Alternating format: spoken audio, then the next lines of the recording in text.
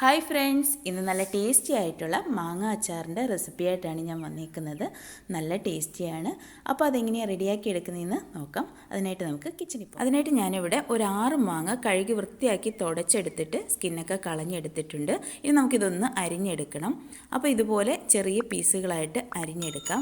ഇനി നമുക്കിതിനകത്തോട്ട് മസാലകൾ ചേർത്ത് കൊടുക്കാം. ഒരു 1/2 ടീസ്പൂൺ മഞ്ഞൾപ്പൊടി, 1/4 ടീസ്പൂൺ ഉലുവാപ്പൊടി, അതുപോലെ 2 ടീസ്പൂണ് മുളക് പൊടിയും കൂടെ ചേർത്ത് കൊടുത്ത് ഒന്ന് മിക്സ് ചെയ്തെടുക്കണം. ഇനി നമുക്കിതിനകത്തോട്ട് കായപ്പൊടി ചേർത്ത് കൊടുക്കാം. ഒരു 1/2 ടീസ്പൂണ് കായപ്പൊടിയും ഞാൻ ഇതിൽ ചേർത്ത് കൊടുക്കുന്നുണ്ട്. ആവശ്യത്തിനുള്ള ഉപ്പും കൂടെ ചേർത്ത് നല്ലതുപോലെ മിക്സ് ചെയ്ത് ഒരു 1/2 മണിക്കൂറെങ്കിലും റെസ്റ്റ് ചെയ്യാനായിട്ട് വെക്കണം. നല്ലതുപോലെ മിക്സ് ചെയ്ത് കൊടുക്കുക.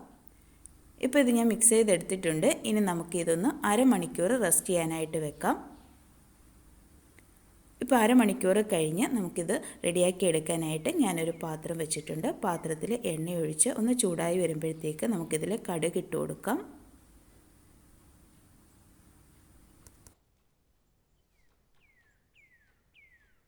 അപ്പം നമ്മുടെ കടുകൊക്കെ നല്ലതുപോലെ പൊട്ടി വരുന്നുണ്ട്. ഇനി നമുക്കിതിനകത്തോട്ട് വെളുത്തുള്ളി, ഇഞ്ചി, കറിവേപ്പില ഇത് ആഡ് ചെയ്ത് കൊടുക്കാം. അത് മൂന്നും എത്ര വേണമെങ്കിലും ആഡ് ചെയ്ത് കൊടുക്കാം കേട്ടോ. അപ്പോൾ അത് ടേസ്റ്റിയായി കൂടി വരുത്തതേ ഉള്ളൂ. അപ്പോൾ ഇത് നല്ലതുപോലെ ഗോൾഡൻ കളറായി വരുന്നിടം വരെ ഫ്രൈ ചെയ്തെടുക്കാം. ഇപ്പോൾ ഇത് ഗോൾഡൻ കളറായി വന്നിട്ടുണ്ട്. എല്ലാം നല്ലതുപോലെ മൂത്ത് വന്നിട്ടുണ്ട്. ഇനി നമുക്കിതിനകത്തോട്ട് മസാലകൾ ആഡ് ചെയ്ത് കൊടുക്കാം. 1 ടീസ്പൂൺ മുളക് പൊടി, അതുപോലെ 1/4 ടീസ്പൂൺ മഞ്ഞൾപ്പൊടി, 1/4 ടീസ്പൂൺ കായപ്പൊടിയും കൂടെ ചേർത്ത് നല്ലതുപോലെ ഒന്ന് ഇളക്കി കൊടുക്കുക. ഏറ്റവും ലോ ഫ്ലെയിമിൽ ഇട്ട് വേണം കേട്ടോ ഇത് ചെയ്യാൻ. ഇനി നമ്മൾ നേരത്തെ മിക്സ് ചെയ്ത് വെച്ചിരിക്കുന്ന മാങ്ങ ഇതിലോട്ട് ഇട്ട് കൊടുക്കാം. ഇനി നമുക്ക് സ്റ്റൗ ഓഫ് ചെയ്തിട്ട് നല്ലതുപോലെ ഒന്ന് മിക്സ് ചെയ്തെടുക്കണം. അപ്പോൾ ഈ ഒരു സമയത്ത് പുളി ഇല്ലയെന്നുണ്ടെങ്കിൽ നമുക്ക് കുറച്ച് വിനെഗർ ചേർത്ത് കൊടുക്കാം. അപ്പം ഞാനിവിടെ ആപ്പിൾ സിഡർ വിനെഗറാണ് കേട്ടോ ചേർത്ത് കൊടുത്തേക്കുന്നത്. 1 ടീസ്പൂണോളം ചേർത്ത് കൊടുത്തിട്ടുണ്ട്. നല്ലതുപോലെ ഒന്ന് മിക്സ് ചെയ്ത് കൊടുക്കുക. ഉപ്പും പുളിയൊക്കെ ഈ ഒരു സമയത്ത് നോക്കിയിട്ട് ഇല്ലയെന്നുണ്ടെങ്കിൽ ചേർത്ത് കൊടുക്കുക.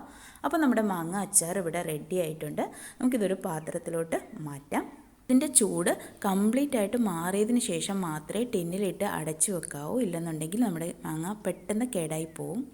അപ്പോൾ നല്ല ടേസ്റ്റി ആയിട്ടുള്ള മാങ്ങ അച്ചാർ ഇവിടെ റെഡി ആയിട്ടുണ്ട്. അപ്പോൾ നിങ്ങൾക്ക് എൻ്റെ വീഡിയോ ഇഷ്ടപ്പെട്ടോ? ഇഷ്ടപ്പെട്ടാൽ എന്നെ സപ്പോർട്ട് ചെയ്യാൻ മറക്കരുത്. പുതിയൊരു വീഡിയോവുമായിട്ട് ഇനിയും കാണാം. അതുവരെ bye. Have a nice day.